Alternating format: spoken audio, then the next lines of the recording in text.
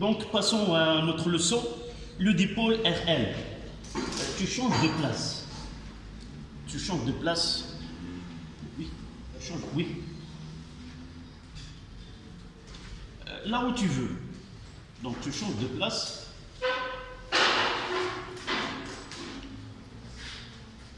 Voilà. Là, c'est bien. Comment on aura, en attendant qu'on fasse la correction du devoir, soit le devoir que je vous ai envoyé, soit je vais actualiser ce devoir en tenant compte de ce que nous avons étudié après ce devoir-là, et juste après, on fera la correction, et juste après, on définira une date pour ce devoir-là. Vous aurez au moins une semaine avant cette date-là où vous passez le devoir surveillé suivant. D'accord? Donc, à la fin de cette semaine, je donnerai ce devoir à la maison. On le corrigera la semaine, au début de la semaine suivante, et à la fin, c'est-à-dire un samedi, on fera ce devoir-là en chimie. D'accord? Voilà. Donc, la deuxième leçon d'électricité, nous avons déjà traité le dipôle RC. Et qu'est-ce que vous pouvez me donner comme résumé de cette leçon? C'est quoi ce dipôle qui est nommé le condensateur?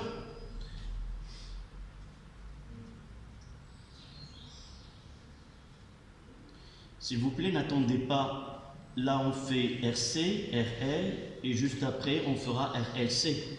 Et juste après, on aura un devoir surveillé en électricité.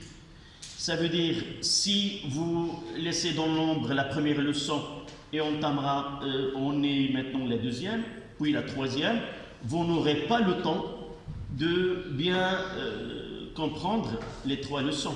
Donc, il vaut mieux, avant d'entamer cette leçon, vous devez être capable de donner l'essentiel de ce cours et de résoudre les exercices. Nous avons déjà traité un sujet qui est thématique sur RC, et juste après, on va faire un devoir thématique aussi pour RL, pour nous préparer au devoir concernant l'électricité. En résumé, c'est la première fois qu'on est devant un dipôle qui n'est pas comme les autres dipôles que nous avons étudiés dans les années précédentes. En tronc commun, nous avons étudié plusieurs dipôles, qu'ils sont passifs ou actifs. Ces dipôles-là, le plus important de ces dipôles que nous avons ramené avec nous en première année et en cette année-là, c'est un conducteur ohmique. Un conducteur ohmique, c'est un conducteur qui obéit à la loi d'Ohm, où la tension entre ces bornes est égale à R fois I. R, c'est la résistance de ce dipôle, et I, c'est l'intensité qui circule dans le circuit. Donc, c'est une relation qui est, c'est une fonction qui est linéaire, et par la suite, si nous voulons connaître cette résistance, il suffit de déterminer le coefficient directeur de cette droite. Évidemment, vous avez déjà étudié une diode, vous avez étudié d'autres dipôles, mais cette année, on va s'intéresser beaucoup à ce dipôle conducteur ohmique, et on aura l'occasion de voir la diode et son rôle dans un tel circuit, surtout dans cette leçon. Le nouveau, c'était le condensateur. Le condensateur est un dipôle qui est capable d'emmagasiner une quantité d'électricité Q, et il est caractérisé par une capacité C, et nous avons déterminé la relation entre la tension entre ces bornes et la quantité d'électricité ou la charge. On passera de la tension et la quantité d'électricité, et nous avons généralisé qu'on peut écrire que U en fonction du temps est égal à Q, est égal à C fois Q, et U et Q, ce sont des valeurs algébriques. Pourquoi? Parce que dans ce dipôle, nous avons constaté qu'il peut fonctionner comme récepteur où il emmagasine de l'énergie électrique, comme il peut fonctionner entre guillemets comme un générateur auquel il peut débiter un courant que nous avons appelé courant de décharge, qui a le sens opposé à celui de courant de charge. Donc en résumé, ce condensateur-là, là c'est C, là la convention UC qui est égale à Q sur C. Et nous avons aussi étudié, nous avons soumis ce dipôle-là à un échelon de tension. Nous avons utilisé deux types de générateurs, un générateur idéal de courant. C'est un générateur qui permet de donner une intensité constante dans le circuit, mais on peut varier la tension. À partir de ce circuit-là, nous avons abouti à cette relation U est égale ou Q est égal à C. J'ai dit, après, nous avons étudié que ce générateur fonctionne dans deux régimes, un régime transitoire et un régime permanent. Le régime transitoire, c'est un régime qui nécessite un intervalle de temps compris entre 0 et 5 taux, et ce taux-là, c'est R fois C. Vous êtes censé à déterminer par équation, en utilisant les équations de dimension, arriver à dire que l'unité de taux dans le système international est la seconde. Régime permanent où la tension aux bornes de générateur SL qui est aux bornes de condensateur, et dans ce régime-là, l'intensité du courant il est nulle. Par contre, dans l'autre régime qui est transitoire, l'intensité varie au cours de temps selon une fonction exponentielle. Puis nous avons donné l'énergie électrique emmagasinée dans un condensateur, c'est E majuscule N petit e, c'est N du c'est U carré. D'accord? Donc là, on va connaître un autre dipôle.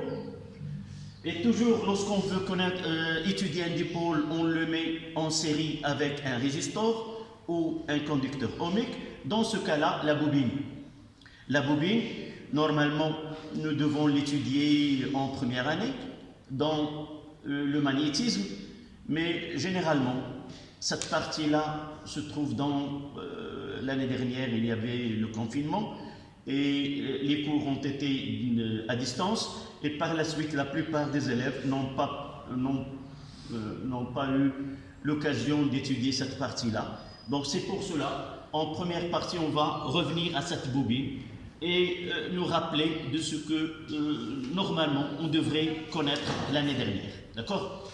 Donc on mettra 1 en chiffre romain, la bobine. Mais en réalité, c'est toute la bobine.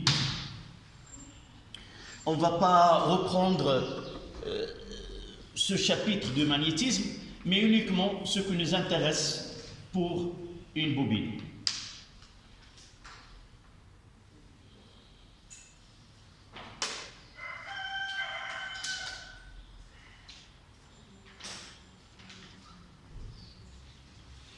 Une bobine, c'est le bobinage. Le terme bobinage, c'est enroulement, c'est un enroulement de fil conducteur. Là, j'ai une bobine. C'est un enroulement d'un fil conducteur, dans ce cas-là, c'est du cuivre, enrobé d'une matière isolante. Et là, une gaine, on dit, qui est gainée par ce vernis que vous le voyez. Donc, c'est-à-dire que le courant électrique ne peut pas passer latéralement. Donc, le courant doit passer dans ces enroulements, c'est-à-dire dans les spires. Ces spires-là sont jointives, où cet enroulement il est serré. Donc, on peut avoir plusieurs formes de bobines. Là, il y a une bobine. Là, une autre bobine. Et dans cet appareil-là, il y a cette petite bobine-là, qui, nous l'avons déjà vu dans les ondes mécaniques. À partir de ce diapason, on peut créer un mouvement de vibration de cette lame. Aussi, on trouve deux bobines là associées et ça constitue, il n'y a pas aucun lien d'un fil de l'une à l'autre. On l'appelle un transformateur. Un transformateur, il est constitué de deux bobines et là, on peut soit, dans ce cas-là, à partir d'une tension appliquée entre 0 et 110, ce transformateur, nous l'avons déjà dans le laboratoire, là où nous avons encore 110 maintenant, la tension délivrée c'est de 120. Donc à partir de 110, je peux avoir des tensions de 3, de 6, de 12, de 24 volts. Donc c'est un transformateur qui permet de réduire la tension d'une valeur plus grande à une valeur qui est plus petite. Donc, à l'aide de ces deux bobines, nous pouvons construire ou avoir ce transformateur. Aussi, nous avons ici un dispositif dans lequel, ça veut dire que dans la plupart des appareils que nous utilisons, jamais on travaille avec une tension de 220 volts. Lorsque je branche un appareil comme un transistor, un radio ou autre, ou un téléviseur, en réalité, la tension, dès l'entrée, on essaie de faire une transformation, utiliser des tensions qui sont continues et de tensions plus petites. Là, c'est un dispositif, on voit que cette bobine-là, il jouera le même rôle de transformateur. Il transforme d'une tension de 120 à, par exemple ici, 6 volts alternative, et à partir de ce montage-là, on essaie d'arriver à une tension qui est continue de 6 volts. Qui est l'élément le plus connu pour vous dans cette plaque? Celui-là. Celui-là, c'est un condensateur. Donc, parmi les parties que nous aurons besoin de ce travail-là, c'est le condensateur, et il joue le rôle qui fait le lissage. On verra par la suite, avec un résistor ou un dipôle ohmique, nous pouvons construire avec ce condensateur un filtre qui permet de faire passer uniquement des fréquences données et éliminer d'autres fréquences. Donc, la bobine, dans le programme de première année, elle est capable de produire un champ magnétique. Et avant la bobine, nous avons déjà parlé des sources, comment peut-on avoir un champ magnétique. La première des choses, à partir des aimants. Donc un aimant, il crée un champ magnétique dans l'espace environnant. Et par la suite, nous avons fait des expériences qui met en évidence que le champ magnétique peut être créé. Et là, nous avons besoin de cette partie. Le champ magnétique peut être créé par des charges en mouvement. Donc, un courant électrique qui circule dans un conducteur, ces charges-là en mouvement produisent un champ magnétique. Ce champ magnétique, son expression dépend de l'intensité et de la forme de ce conducteur. On passera directement à une bobine. On dira qu'une bobine, elle produit un champ magnétique. Lorsqu'un courant passe dans cette bobine, ce champ magnétique que l'on note par B, elle est proportionnelle dans ce cas-là au nombre de spires et la longueur comme on verra, on utilisera le cas d'un solénoïde. Elle dépend du nombre de spires. La longueur de ce solénoïde, il dépend du nombre de spires. La longueur de solénoïde, ou ce qu'on appelle le nombre de spires par unité de longueur petit n, qui est égal à grand N sur L. Et il dépend de la nature de la matière qui est là. Dans le vide, c'est μ0. Et ce μ0, c'est la permittivité magnétique du vide. Évidemment, si nous utilisons un autre matériau, par exemple de fer doux, nous pouvons augmenter l'intensité de champ magnétique. Mais généralement, on travaillera dans le cas où le, le milieu, c'est l'air qui est sensiblement pris comme le vide. D'accord? J'ai Oui. une question. Oui. Je sais que la bobine, comme elle fait retarder l'électricité, Oui. Et qu'est-ce qu'il fait? retarder. Donc, Le filtre, la haute tension. Oui. oui, non. Et maintenant, j'ai j'ai pas voulu entrer en vif dans la leçon. Peut-être que... Oui, oui, oui, oui, oui. Il y en a tes camarades qui n'ont pas vu cette leçon avant, ils n'ont ils n'ont pas de connaissances. Non, je vous pose la question. Non, c'est la leçon. Écoute que je termine et par la suite. C'est comme je veux donner une histoire et tu veux connaître la fin de l'histoire. Donc, le déroulement de la leçon, d'abord, nous devons connaître c'est quoi cette bobine, comment elle se manifeste dans un circuit électrique où il y a un courant électrique qui passe dans ce circuit, et par la suite, on va essayer de voir comment réagir, entre guillemets, dans un tel circuit. C'est la même leçon que nous avons déjà traitée. Avant de dire que le condensateur, il s'oppose à la variation, il s'oppose à l'établissement d'une tension dans un circuit, c'est ça la conclusion que nous avons vue dans RC. Avant de dire ceci, nous avons quoi? Nous avons étudié le condensateur. Et par la suite, on passera au comportement d'une bobine dans un circuit. D'abord, connaissons c'est quoi cette bobine, quelle est la tension entre ces bornes pour l'insérer dans un circuit et connaître le comportement et qu'est-ce qu'elle fait, cette bobine. Si tu es pressé, je te donne la réponse, mais tu vas rester avec nous jusqu'à la fin de la séance et par la suite, et la patience d'arriver à cette phase. D'accord? Connaissons d'abord cette bobine, quelle est sa tension, et par la suite, je répondrai à ta question. Donc, vous notez 1.1, définition.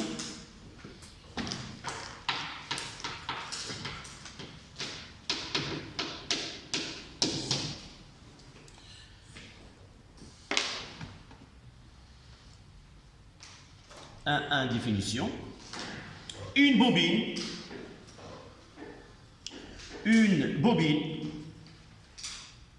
est constituée, une bobine est constituée à partir d'un enroulement,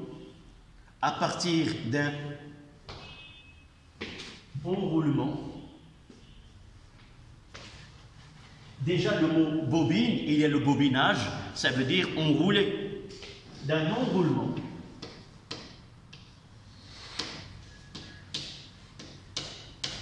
D'un enroulement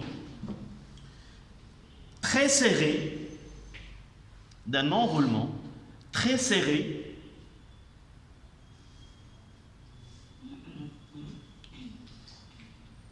de fils de cuivre,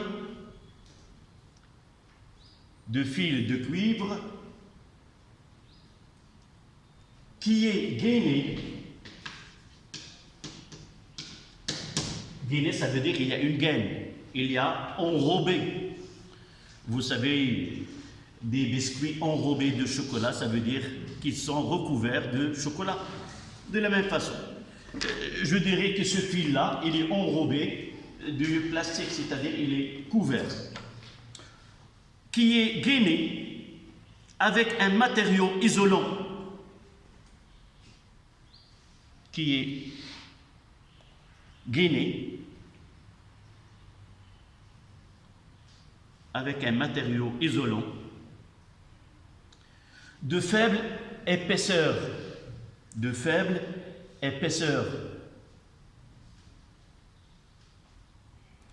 Dans ce cas-là, c'est un vernis. Le vernis qu'on peut utiliser pour les ongles, aussi, on peut dire que c'est un un vernis. Donc on fera le schéma. Je donnerai le schéma de cette bobine.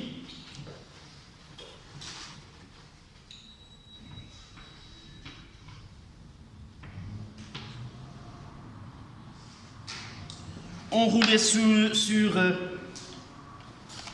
là c'est la forme cylindrique. Voici le fil conducteur qui est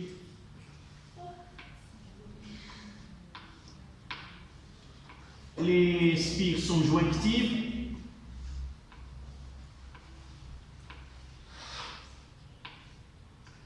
Lorsque la longueur de cette spire est largement supérieure au rayon de ce cylindre, on l'appellera un solénoïde. Donc il y a un courant électrique qui circule.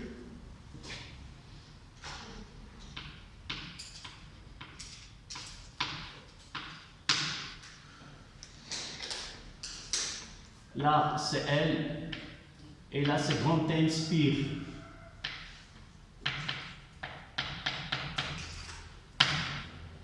Et là, c'est le rayon R.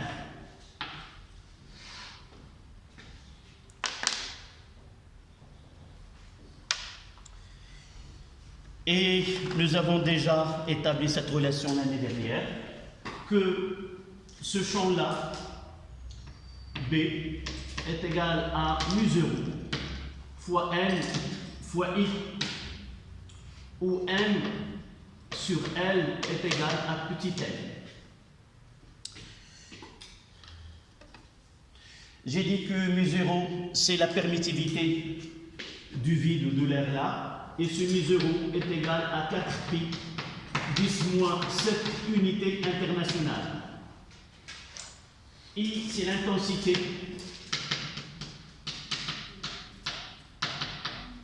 du courant électrique. Et à partir de la main droite, c'est les deux, le courant suit les doigts comme ça.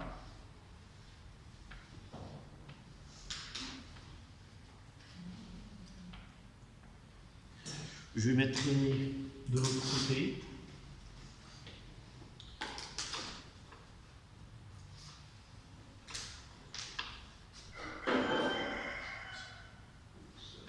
Oui.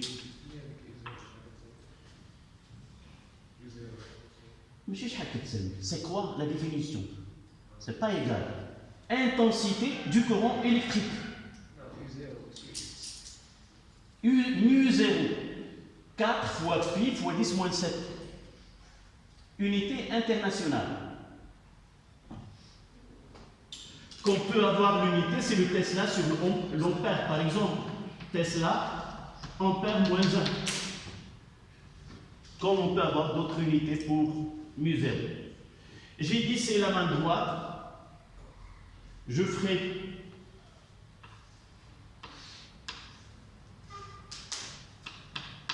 si le courant suit les doigts,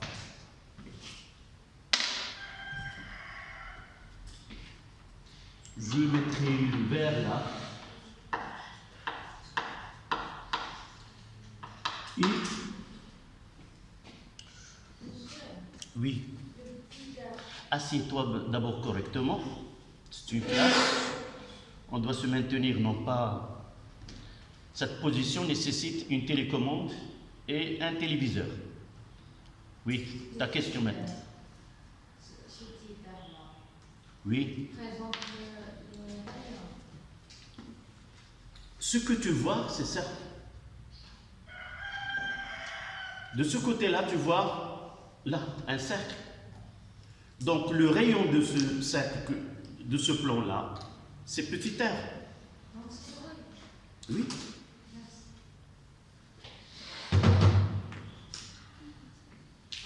Donc, si, selon le pouce nous donne B. Voilà. B. je compléterai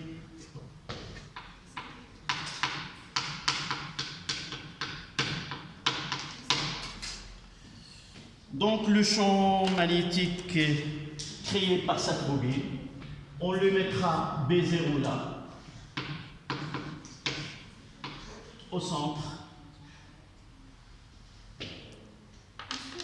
Oui. Pourquoi cette petite représentation qui est à côté? Pour connaître la direction et le sens de B, ça, nous l'avons déjà traité l'année dernière.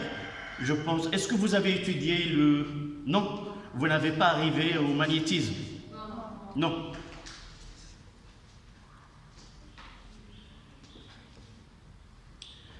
Donc, je reprends. Et j'ai essayé de vous donner ce que nous devons avoir pour comprendre cette leçon. Mais en réalité, le magnétisme, nous avons parlé de champ magnétique terrestre, nous avons parlé de champ magnétique d'un aimant, et par la suite, on est arrivé à définir le champ magnétique. C'est en réalité, c'est un champ qui est produit suite au mouvement des charges. Et nous avons expliqué par la suite, revenir à l'aimant. En réalité, c'est un mouvement qui est ordonné des électrons dans un matériau qui est dans cet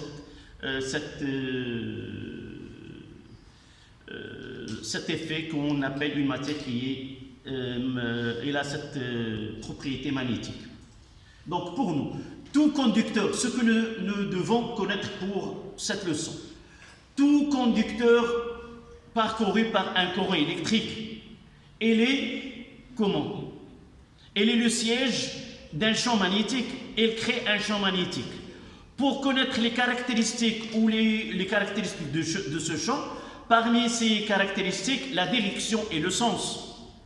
La main droite permet, si le courant passe selon les doigts, et si je veux déterminer un point donné où je veux représenter ce champ magnétique, je mettrai ma main dirigée vers ce point et le pouce me donne la direction. Si le courant il est dans une spire, je mettrai mes doigts selon les spires et j'oriente mes doigts selon I. Donc pour connaître B, dans ce cas-là, je dois essayer de faire mes doigts comme voici les spires. Et si le courant vers le haut, je mettrai mes doigts comme ça. Et par la suite, mademoiselle, et par la suite, mon pouce me donne la direction et le sens de B. Si le courant vers le bas, je mettrai mes doigts dirigés vers le bas, et B, ça sera dans la même direction, mais de sens opposé. D'accord? Voilà ce que nous avons besoin. Et pour une petite remarque pour finir cette définition, c'est que si l'intensité de courant varie, l'intensité de champ magnétique créé par cette bobine varie. C'est la première des choses.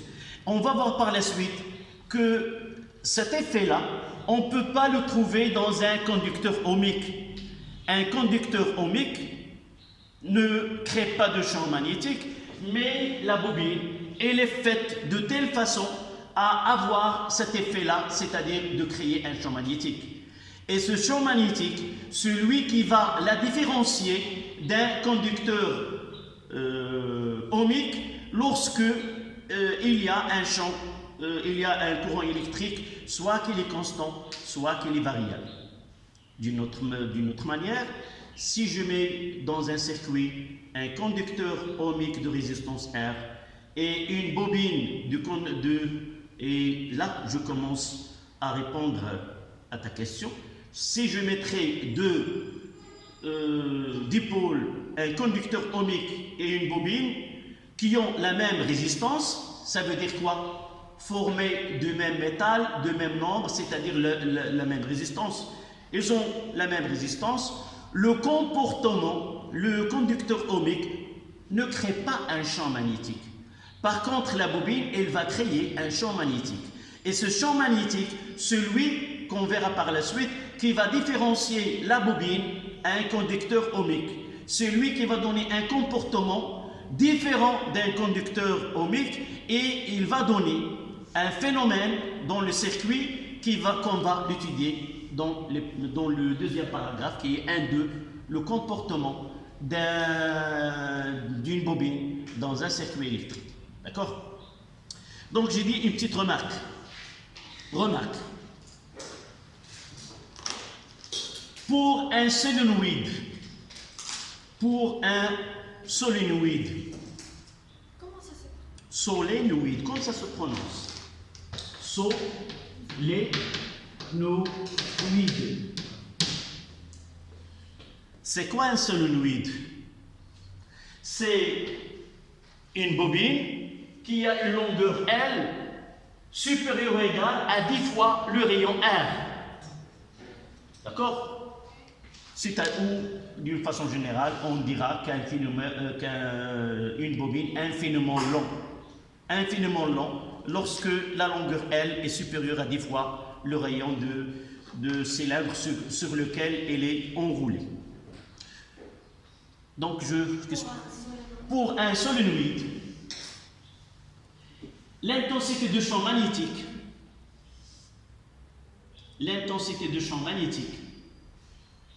est proportionnelle à l'intensité de courant qui la traverse. L'intensité de champ magnétique est proportionnelle à l'intensité de courant qui la traverse. Virgule. Est proportionnelle à l'intensité du courant électrique qui la traverse.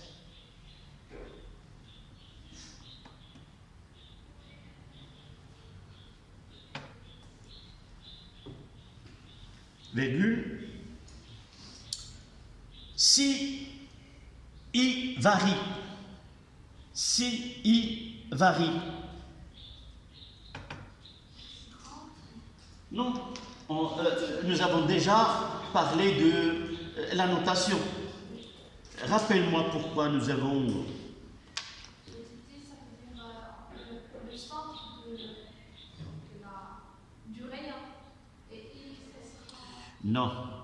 Nous avons... Variable et grande. Voilà. Lorsqu'on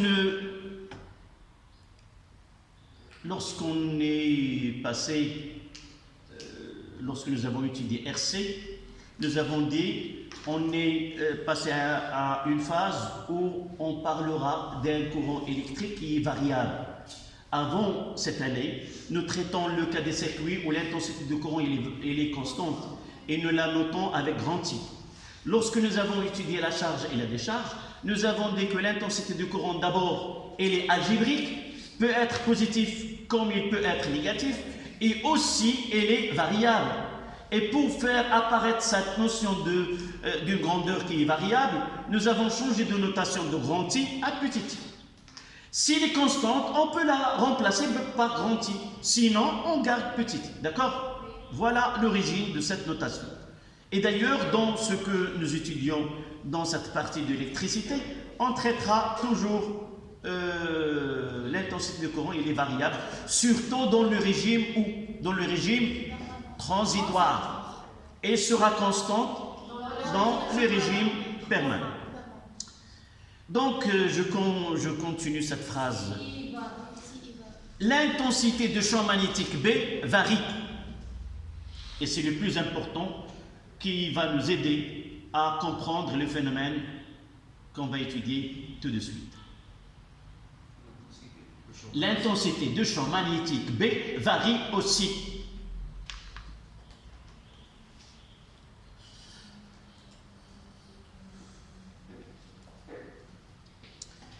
Et on passe à 1.2, comportement d'une bobine dans un circuit électrique. 1.2.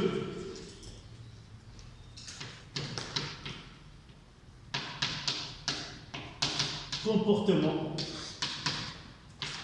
d'une bobine, évidemment dans un circuit électrique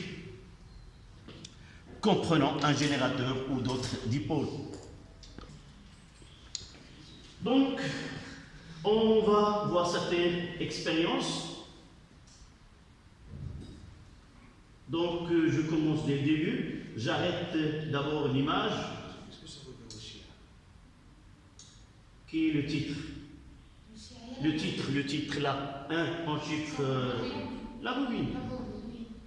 وشيعة باللغة العربية توشيع هي ذاك البوبيناج. Donc une bobine c'est الوشيعة. وهذا le solenoïde que vous voyez là, on peut le considérer comme un solenoïde, c'est ملف لولبي. Il est formé de spires jointives d'un nombre. Là, il y a des étages de spires. D'accord? Donc, l'expérience qu'on va suivre maintenant, nous essayons de mettre en évidence le comportement d'une bobine dans un circuit électrique. Ça veut dire, lorsqu'on fait circuler un courant électrique dans une branche où il y a un solenoïde ou une bobine, comment se manifeste ce comportement? En réalité, on ne peut pas connaître ce qui se passe dans le circuit, mais nous avons le moyen de faire voir ce qui se passe dans un tel circuit. Et là, petit à petit, tu vas avoir cette réponse à ta question.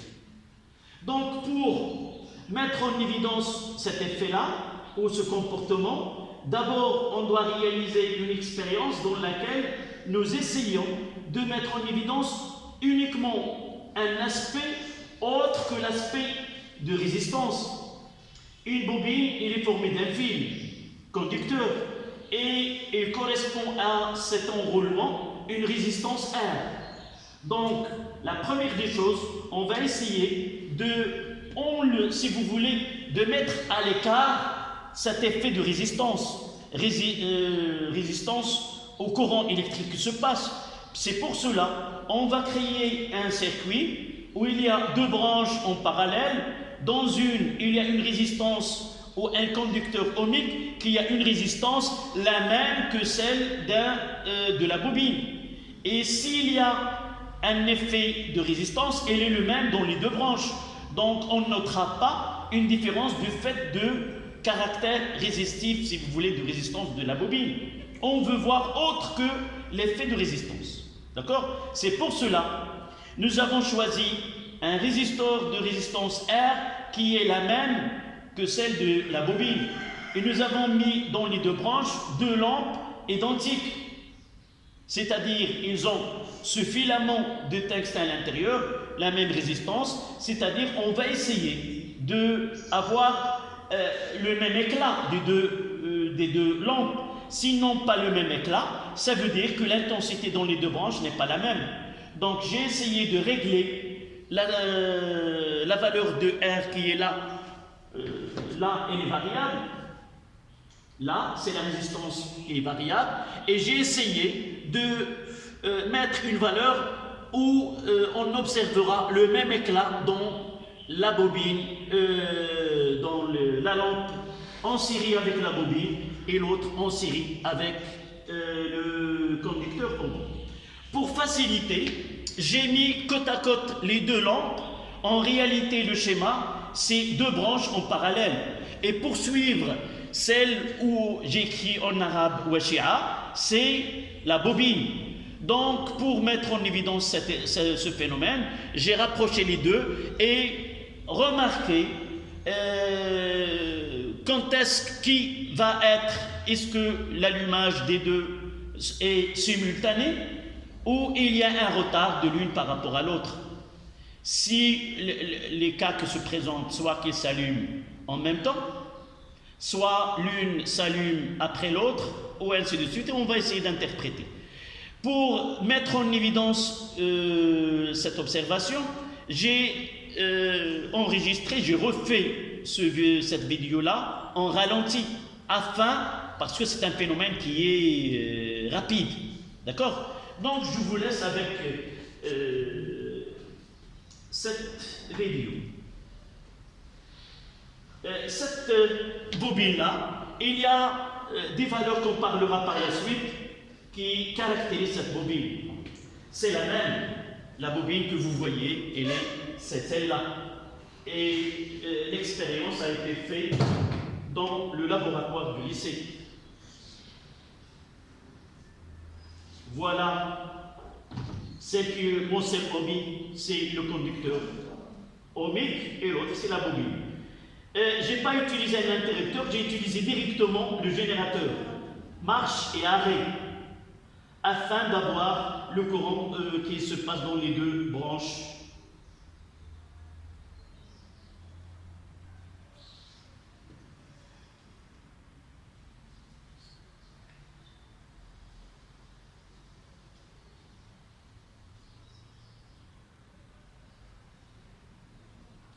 Qu'est-ce que vous observez? La lampe en série avec le conducteur ohmique brille la première et celle qui est avec la bobine tarde à briller. On va voir lorsqu'on ouvre le circuit. Quelle est la lampe qui tarde à s'éteindre? Là, on refait.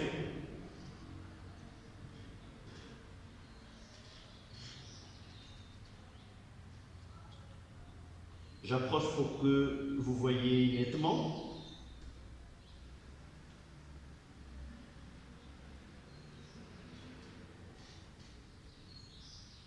Vous voyez que c'est la lampe en série avec la bobine qui tarde à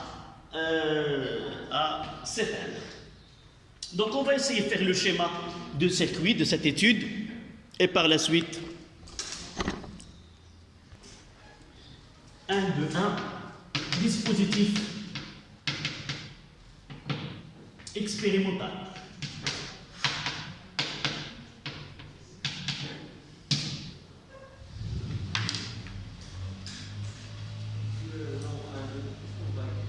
Comment? Oui, ça c'est le paragraphe. Donc pour connaître le comportement, nous avons fait une expérience. Donc d'abord le schéma de circuit utilisé dans l'expérience. Qu'est-ce qu'on aura dans 122? C'est les observations et interprétation puis conclusion. D'accord?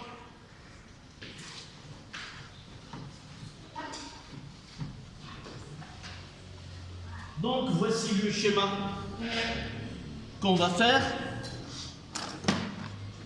Un générateur.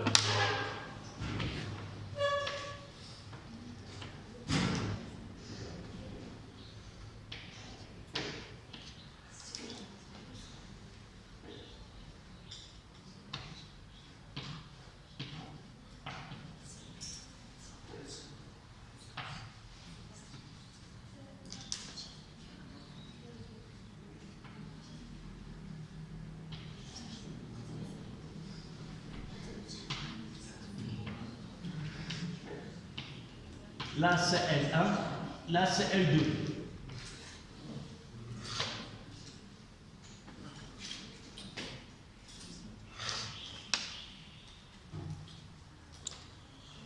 Là c'est une bobine. Ce symbole, on va le mettre comme ça. C'est le symbole d'une bobine. Là une bobine. Et là un conducteur ohmique ou un résistor.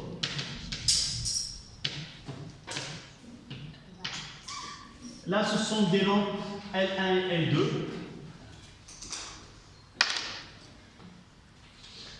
Donc là, c'est plus, on aura ici I, et là I1, et là I2.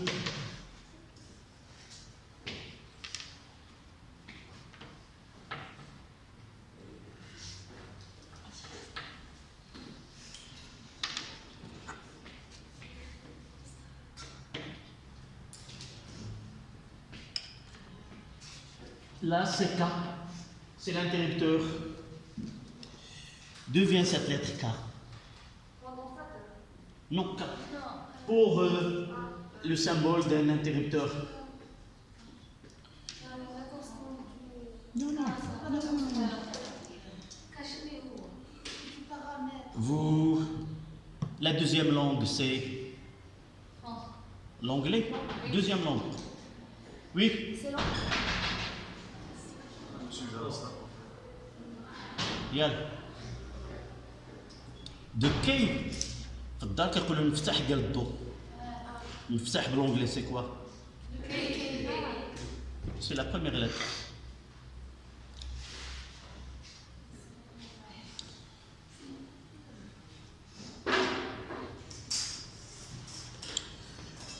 sans oublier que L1 et L2 sont identiques.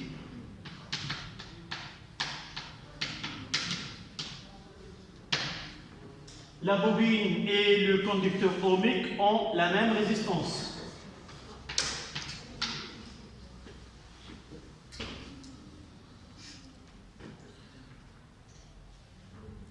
On fera le schéma et on prendra 5 minutes.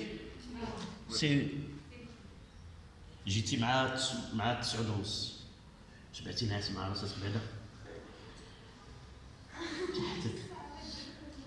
Donc la bobine, oui, La résistance. oui, Le symbole R majuscule ou la R minuscule? il suffit, on parlera dans la conclusion, il suffit qu'il y ait la lettre R. Mais on va voir par la suite, pour différencier un dipôle qui est le résistor, on mettra grand R et pour la bobine, on mettra L et petit r. D'accord? C'est uniquement une notation. Nous pouvons mettre ici grand R. Mais nous pouvons mettre ici grand R. D'accord? Et là, la bobine et le conducteur ohmique.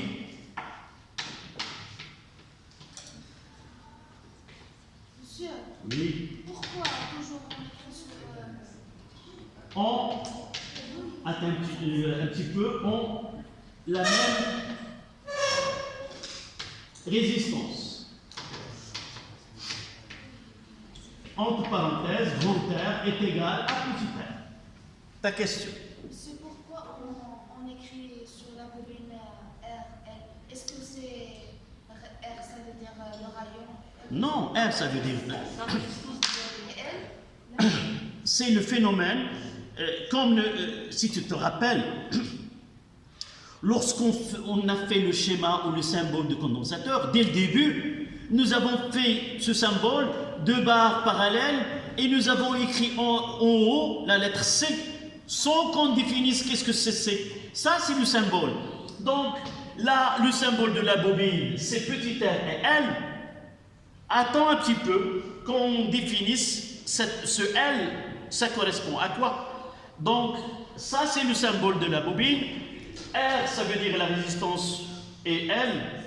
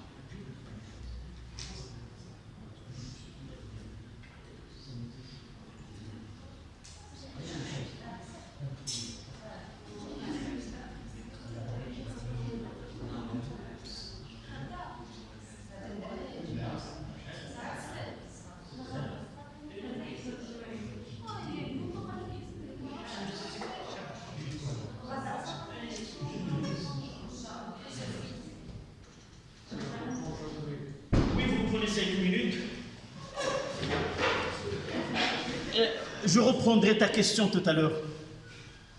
Oui. On reprend.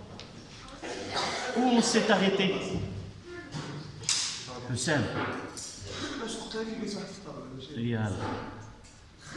On s'est arrêté sur une question. Non, la bobine. Non, nous avons écrit que la bobine et le conducteur ohmique ont la même résistance et on posera R est égal à petit r. Oui, pour ta remarque, petit r. En physique, généralement on utilise des lettres comme symbole. Mais ce n'est pas toujours la lettre R, ça veut dire que c'est le rayon. Ça dépend là où on utilise, on donne ce symbole. Il peut être le rendement, il peut être le rayon, il peut être la résistance. Avant de nommer cette lettre-là, il faut voir dans quel domaine on est. D'accord? Donc pour nous, en électricité, dans les parties, les circuits RC ou RL et RLC, lorsque je trouve petit r, ça veut dire que c'est la résistance de la bobine pour la différencier d'un conducteur qui est ohmique qu'on lui donne grand R. Mais ça n'empêche pas de lui attribuer la lettre grand R. D'accord? Donc, on a fait le schéma. Donc, nous avons même résistance ici, même les lampes sont identiques, et par la suite, I1 est égal à I2. Même intensité, à part ce phénomène lié à la bobine, normalement, on doit avoir les deux lampes L1 et L2 brillent en même temps et s'éteignent en même temps. Mais nous avons vu le contraire. Donc vous mettez 122 observations.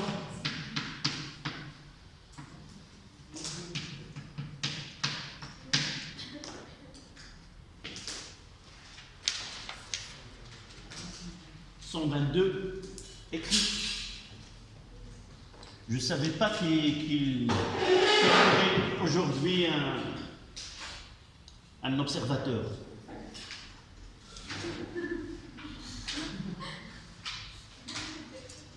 Donc tu es un élève, tu dois suivre et écrire. Une séance prochaine, je veux prendre ton cahier et le vérifier parce que dans la plupart des séances, je te fais la remarque pour écrire. D'accord? C'est peut-être la 3e fois durant cette année. Donc vous notez la lampe L2, la lampe. Donnez-moi cette observation. Vous avez vu l'expérience. Dites-moi quelle est la lampe qui brille la première. C'est du conducteur L1. Et quoi? C'est de. Vas-y, ça veut dire I. Avant de nommer la lampe, il faut voir avec quel dipôle il est. Nous avons remarqué que la lampe en série avec le dipôle, le conducteur ohmique, brille la première et L2 la deuxième. Donc vous notez la lampe L2. C'est parce que la bobine tarde, Oui. Ce qu'on va dire, c'est la même remarque que ta copine vient de dire avant, mais ce cours-là doit être bâti étape par étape. D'abord, nous devons constater qu'elle a un effet autre que celui d'un résistor, et par la suite, dans la conclusion, on va mettre cette phrase que tu viens de dire. Donc, la lampe L2 brille la première.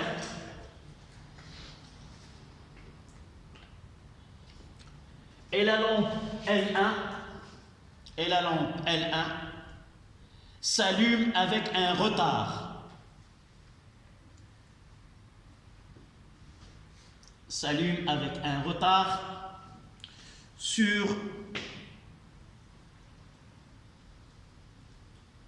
L1 lorsqu'on ferme le circuit.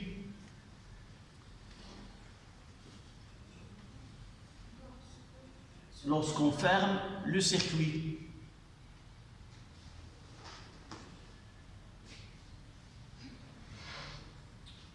À la ligne. En ouvrant le circuit,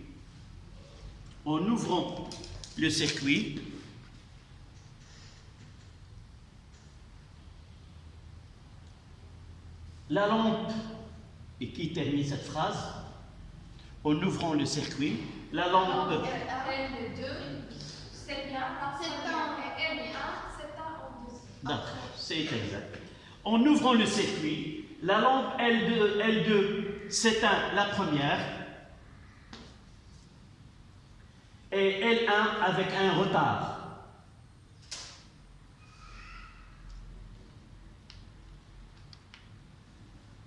On passe maintenant à 1, 2, 3, interprétation.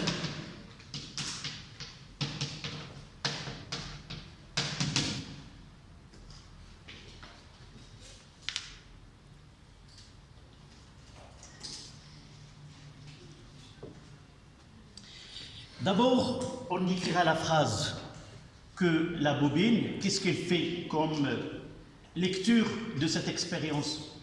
La bobine s'oppose à l'établissement et à la rupture du courant électrique. Lorsqu'on établit le courant, elle va tarder l'établissement du courant dans la branche où se trouve cette bobine. Et lorsqu'on ouvre le circuit, lorsqu'on fait couper le courant électrique, elle continue à avoir un courant électrique dans cette branche-là. Donc on écrira cette phrase. La bobine s'oppose à l'établissement et à la rupture du courant électrique. La bobine s'oppose à l'établissement et à la rupture du courant électrique qui la traverse.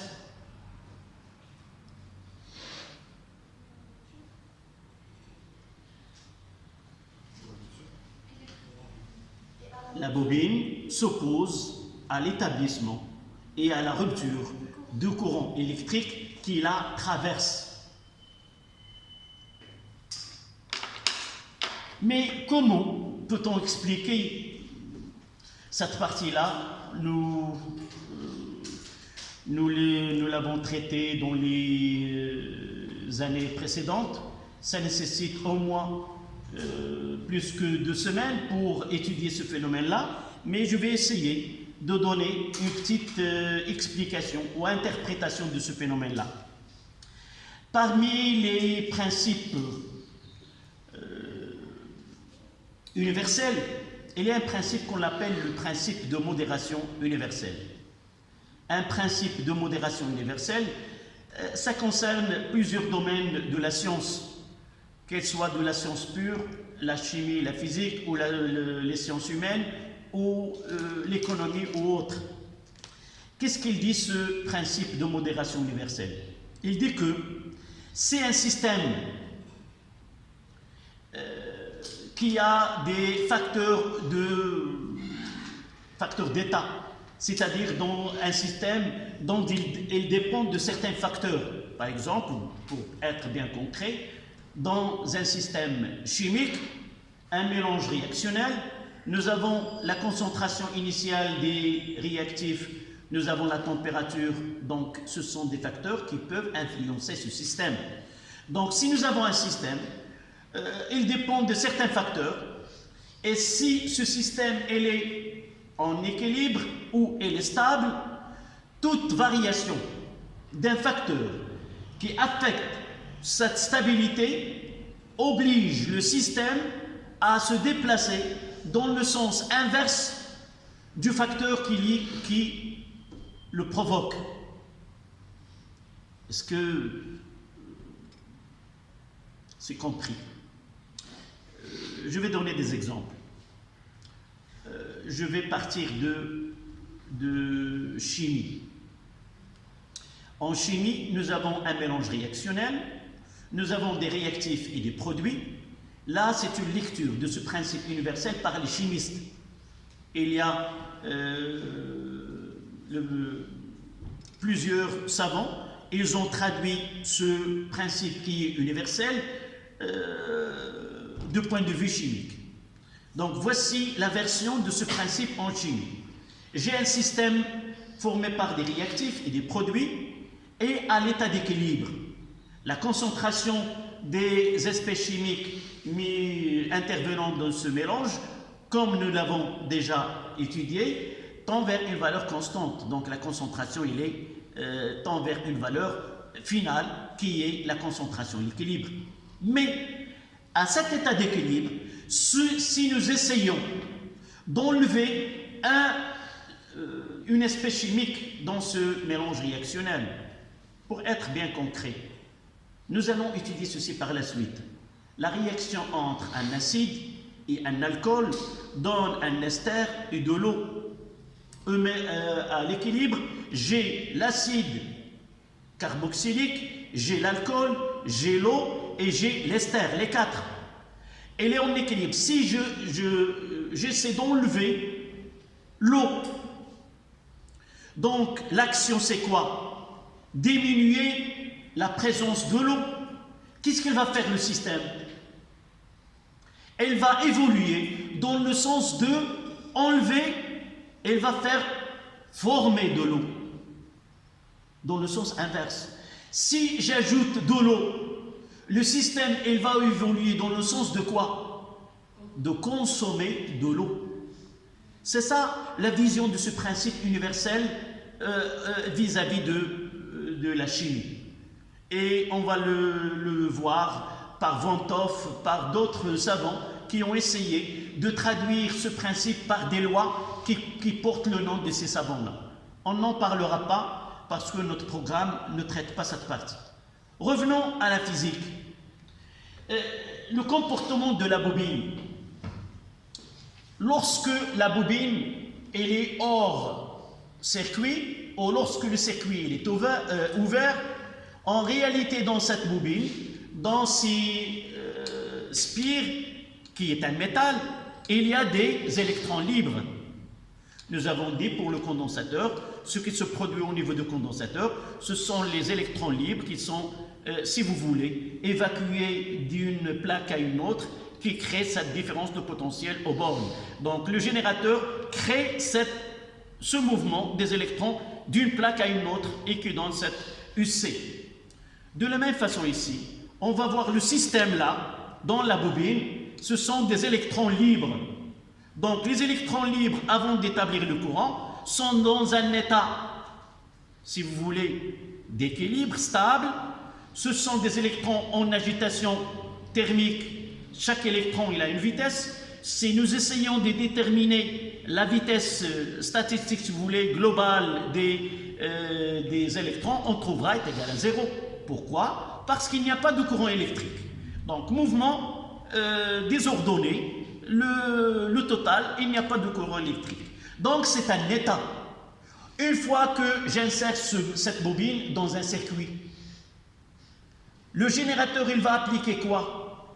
Une tension qui va obliger, voilà ce qu'on va appeler ce courant, c'est le courant induit. Il va induire ces électrons à prendre un mouvement. Elle était dans un état d'équilibre, on va les faire sortir de cet état. Donc il y a une réaction de ces électrons. Donc le générateur il va obliger de le faire circuler dans un sens bien déterminé qui est donné par le générateur.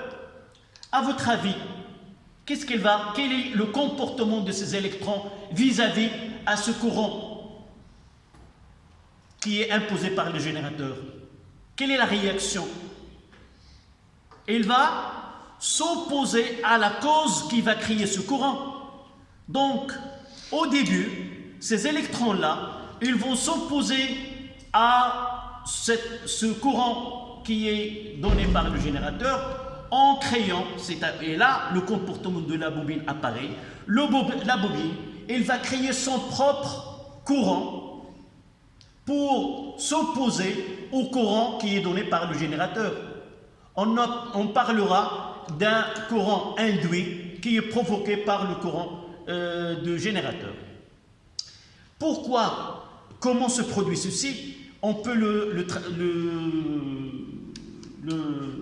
donner par une autre vision, mais celle-là est la plus simple à comprendre. Donc, la bobine, ce courant électrique qui passe donné par le générateur, il va créer un champ magnétique B, et puisque ce courant passe de 0 à une valeur donnée, donc elle est variable. Aussi, le champ magnétique créé par la bobine, il va varier de 0 à une valeur donnée. Ce champ-là magnétique, en traversant la bobine elle-même, elle va créer ce qu'on appelle, c'est pas demandé pour vous, elle va créer un flux, et ce flux-là, c'est le responsable de l'établissement de ce courant-là. De façon plus simple, un courant variable qui traverse une bobine donne naissance à un phénomène qu'on appelle le phénomène d'induction magnétique, induire en arabe التحريض الذاتي، بمعنى أن التيار اللي كيعطيه المولد يحرض الدارة على إنتاج التيار الخاص بها. بحال on peut voir cette image-là. Si nous essayons de faire pousser, si tu essaies de pousser ton camarade, comme ça, de quel côté elle va tomber? En avant. Qu'est-ce qu'il va faire? C'est le même principe. Il voit qu'il va être jeté vers l'arrière, il va réagir dans le sens opposé et tomber vers l'avant. C'est le même principe. Donc toujours, il y a ce principe de modération universelle. Donc en conclusion, on va dire que la bobine est le siège d'un phénomène qu'on appelle le phénomène d'induction magnétique. Une fois qu'il est traversé par un courant variable, il donne naissance à un courant appelé un courant induit. Et le sens de ce courant-là, il est toujours de telle façon à s'opposer à l'action qu'il produit. Donc si le courant qui produit ce phénomène dans ce sens-là, il va créer un courant propre à lui, ce qu'on appelle l'induction, l'auto-induction. Et ce courant-là, il va s'opposer. Comment il se comporte la bobine? Il se comporte la bobine dans cet intervalle comme une source de courant. Nous avons dans le circuit un générateur et la bobine joue le rôle d'un générateur. Les deux donnent deux courants en sens inverse, donc il n'y a pas d'établissement de courant. C'est pour cela que la lampe avec la bobine tarde à briller. Mais ce courant créé par la bobine, elle passe d'une valeur à une valeur qui est donnée. Une fois que l'intensité de courant dépasse celle de la bobine, on passe de temps de ce qu'on appelle du régime transitoire au régime permanent, et par la suite, la nouvel état d'équilibre, si vous voulez, c'est que les électrons sont habitués à un courant qui passe dans le circuit. Donc le nouvel état, c'est que ces électrons sont dans un état de courant continu. En ouvrant le circuit, les électrons qui étaient avant dans un état de courant qui circule, c'est l'état à laquelle sont habitués juste avant. Une fois qu'on rompt le courant électrique, qu'est-ce qu'ils vont faire les électrons? Donnez-moi cette explication. Donc l'état, c'est participer dans un courant. Qu'est-ce qu'il va faire? Donc il va défendre, si vous voulez, l'état avant. C'est d'avoir un courant. Donc qu'est-ce qu'il va faire? Une fois qu'on coupe le courant, il va faire produire un courant pour s'opposer à la rupture de courant. Et ce courant-là, pendant une durée donnée, c'est celui qui va laisser la lampe briller pendant un temps. On va le voir, on peut anticiper, c'est le symptôme. C'est le même, on passe d'un régime qui est transitoire à un régime permanent. Et toujours il y a ce régime transitoire nécessite ce symptôme. Sauf que dans ce cas-là, on va voir une autre expression. D'accord, c'est compris? Donc, on passe à l'interprétation. À la ligne, nous avons donné une phrase.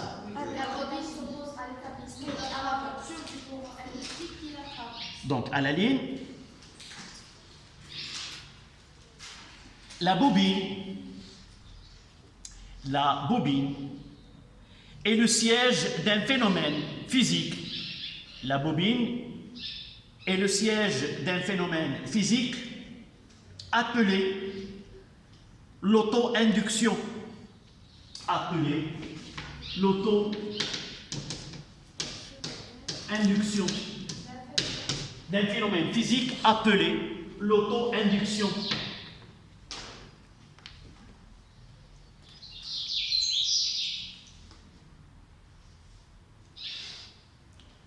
Deux points.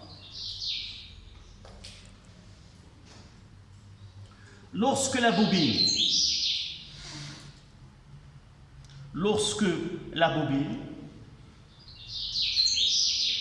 est traversée, oui, il nous accompagne dans la salle de Simedamba.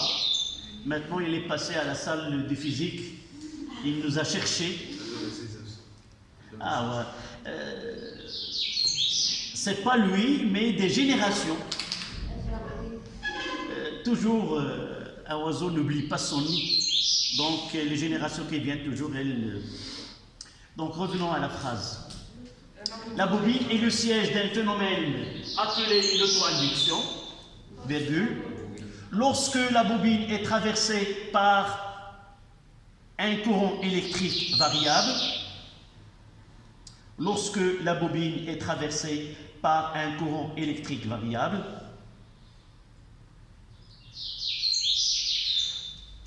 elle produit son propre courant électrique. Elle produit son propre courant électrique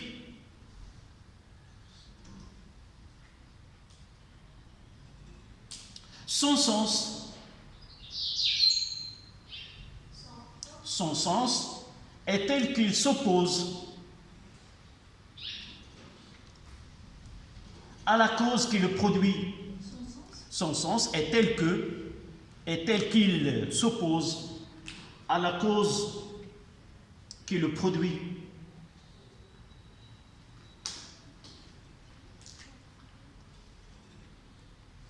Deux points à la ligne. Comment? À la cause que le produit. Deux points à la ligne, premier tiré. Lors de l'établissement,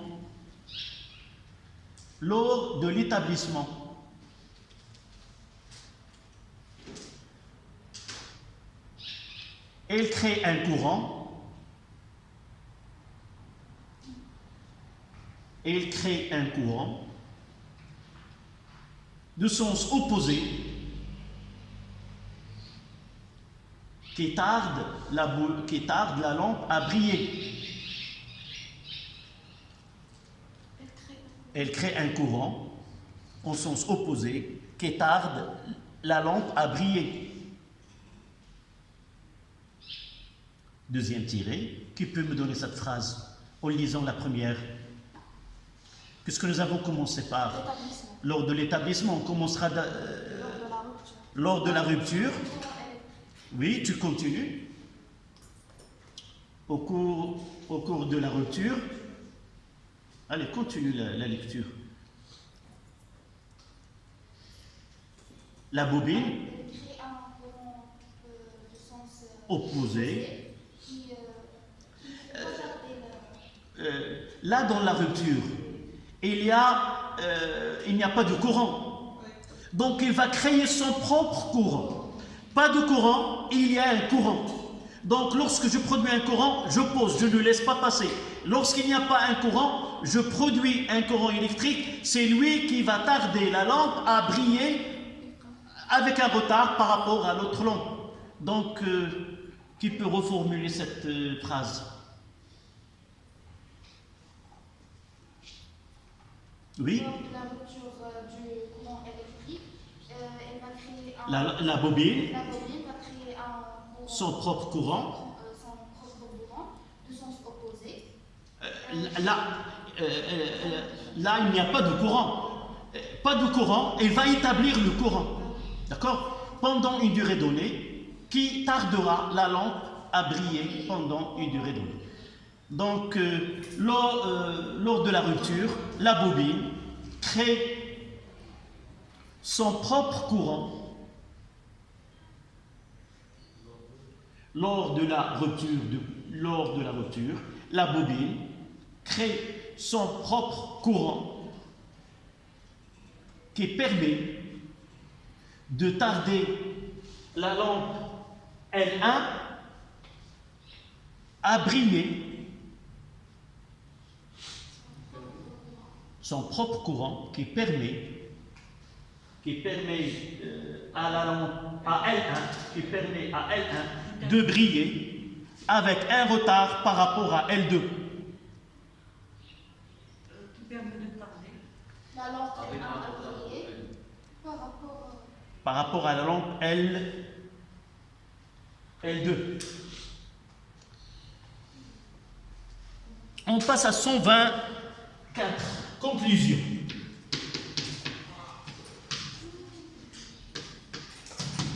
Ce que nous venons d'écrire, nous devons l'avoir comme connaissance. Mais l'outil de travail, ça sera dans la conclusion. D'accord? Ce qui est nécessaire pour la suite. Donc, c'est quoi la conclusion? Donc, d'après cette expérience, oui. Oui. Est-ce que la bobine, par ce retard qu'elle fait, comment elle protège le circuit? Non, on va voir par la suite, lorsqu'on utilisera, on va voir autre chose que ça. C'est un comportement dû au phénomène qui se produit. C'est pas question de protection parce qu'à partir d'une durée donnée, elle va, si vous voulez, lâcher ce travail-là. Elle va se comporter comment? Comme un conducteur ohmique, uniquement lorsqu'il y a, c'est ça uniquement où il y a un courant qui est variable. C'est pour cela tout à l'heure nous avons utilisé petit i. Mais une fois que le courant continue d'une intensité constante, aucun phénomène n'apparaîtra pas. Et le comportement, ça sera identique à un conducteur ohmique. C'est-à-dire, je peux enlever cette bobine et la remplacer par un conducteur ohmique. Mais lorsque le courant est variable, c'est autre chose.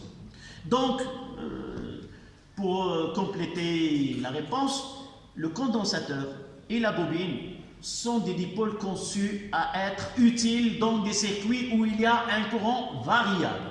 Ils n'ont aucun intérêt d'être insérés dans un circuit où il y a un courant qui est continu. Vous voyez que le condensateur, il bloque, d'accord?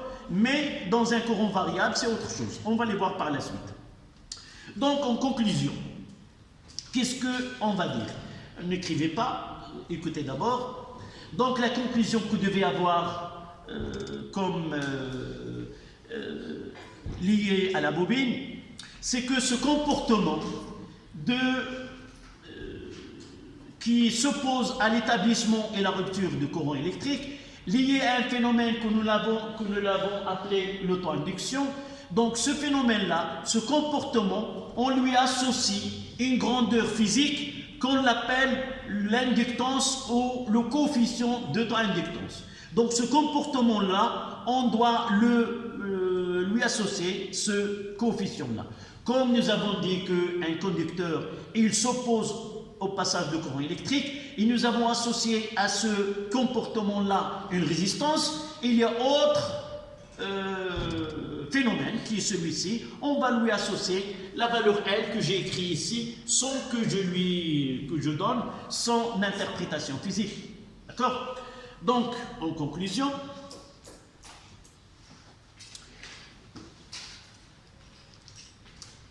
la bobine résiste à l'établissement. La bobine résiste à l'établissement et à la rupture la bobine résiste à l'établissement ou la rupture de courant électrique. On associe donc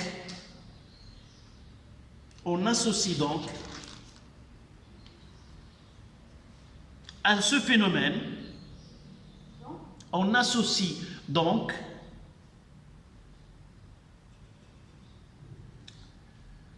à ce phénomène pour la bobine un coefficient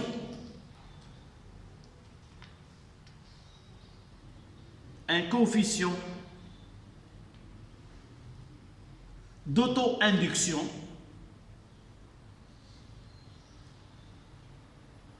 de symbole L de coefficient d'auto-induction, L,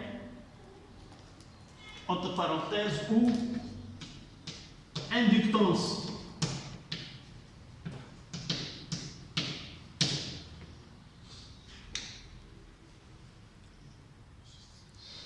Il n'apparaîtra que lorsque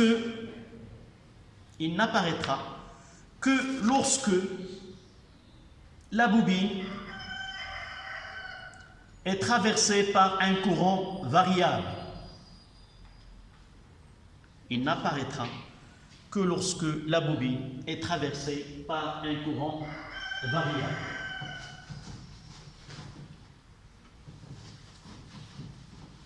Et là, on va donner le symbole de cette bobine avec laquelle on va la trouver dans des circuits électriques. Et voilà le symbole de la bobine. Là c'est A, là c'est B, là c'est la tension UAB. On va utiliser la convention récepteur. Et UAB, là on va mettre R et L, c'est RI plus L DU sur DT.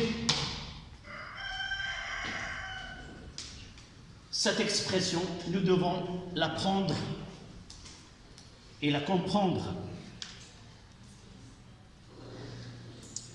Donc, comment on peut lire ce schéma-là? Lorsque je vois ces spires-là, c'est le symbole d'une bobine, de résistance R et de coefficient ou d'inductance L. On fait regrouper les deux effets sur le courant de la bobine. Le côté résistif, c'est-à-dire elle résiste au passage de courant électrique, et l'autre, c'est ce phénomène d'auto-induction, c'est produire un courant lorsque ce courant il est une tension qui est, on l'appelle la force électromotrice d'induction ou d'auto-induction. Mais pour nous, on va utiliser cette expression-là. Donc, voici la conclusion de ce 1-2. Maintenant, nous avons parlé de coefficient d'auto-induction. Comment peut-on déterminer ce coefficient L d'auto-induction?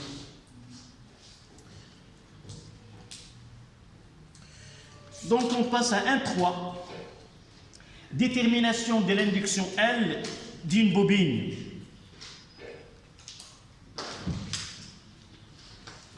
Un 3.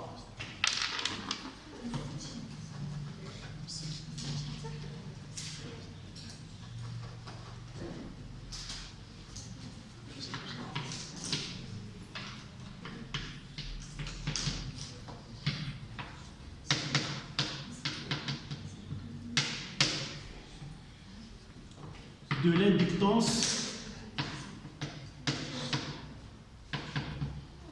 L d'une bobine.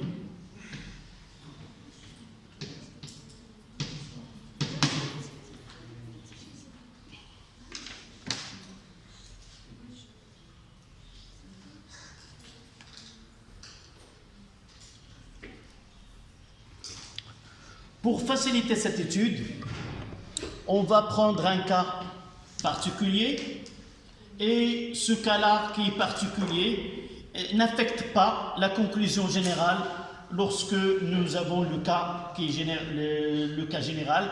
C'est qu'on va travailler avec une bobine qui a une résistance négligeable. C'est-à-dire, on peut considérer que la bobine, la tension n'est autre que L dt sur dt. Lorsque cette partie-là elle est négligeable devant L dt sur dt, nous pouvons dire que la bobine UAB est égale uniquement à L dt sur dt. Vous mettez remarque.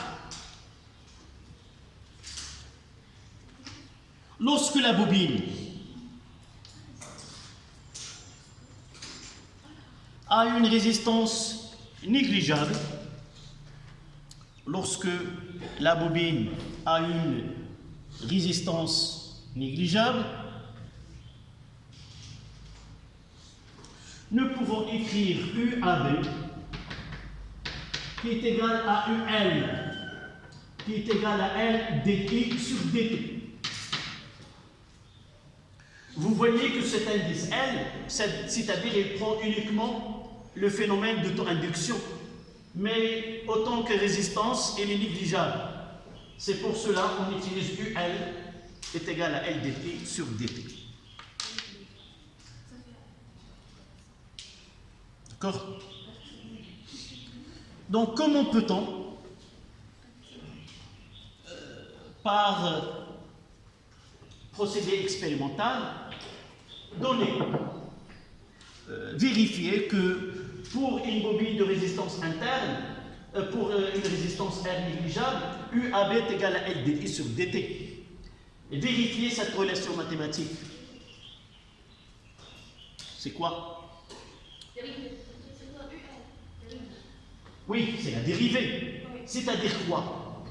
Nous devons établir dans un circuit un courant électrique que nous connaissons la fonction de ce courant-là et visualiser la tension aux bornes de cette bobine et de comparer ce qu'on voit avec la dérivée. Les fonctions, les courants variables que nous avons étudiés, dites-moi que nous avons étudié en tronc commun, les types de tensions variables que vous avez utilisées ou étudiées à l'aide d'LGBF. Vous avez tracé des fonctions U variables.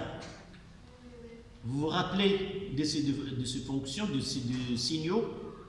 Celle que vous avez devant vous, c'est un signal qui est triangulaire.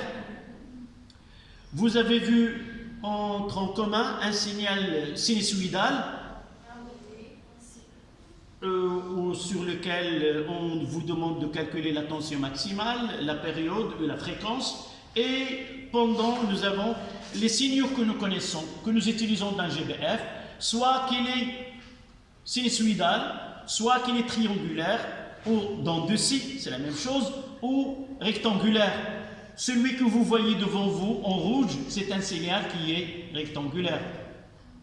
Donc, pour nous, vous avez étudié la dérivée.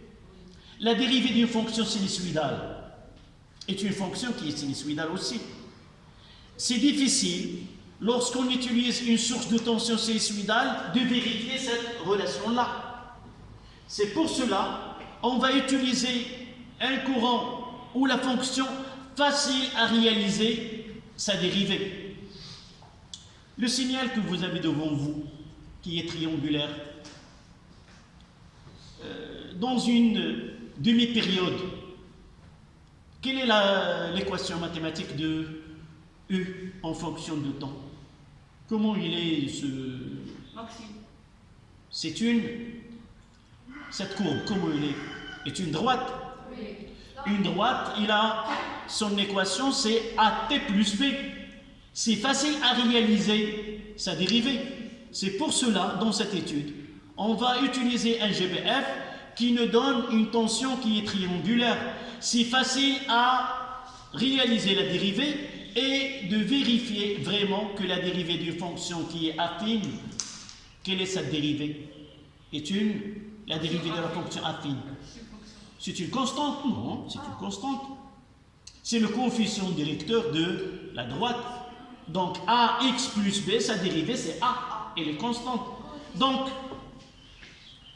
on va faire le schéma de cette vérification, on va le traiter sous forme d'un exercice. Faites le schéma en même temps que moi.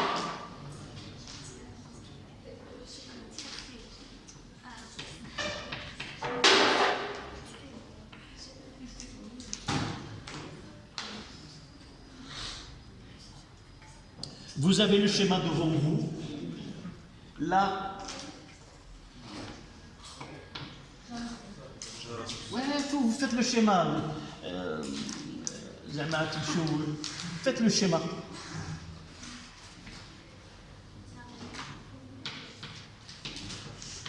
Je vais le poser sous forme d'un exercice dans le groupe et je verrai. Monsieur, on va corriger le devoir à nos empêcher. Non, je vais mettre à jour ce devoir parce que nous avons étudié autre chose. Donc je donnerai un autre devoir selon lequel on verra le devoir surveillé par la suite. Donc là, je le mettrai. Ne l'écrivez pas, je vais le mettre. Oui, demain on continuera. On va traiter cet exercice que je vais envoyer. D'accord ?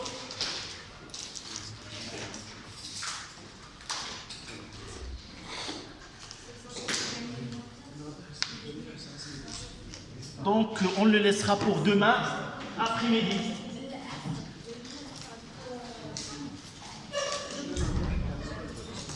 Essayez de le travailler. Si vous avez la possibilité de l'imprimer, faites-le.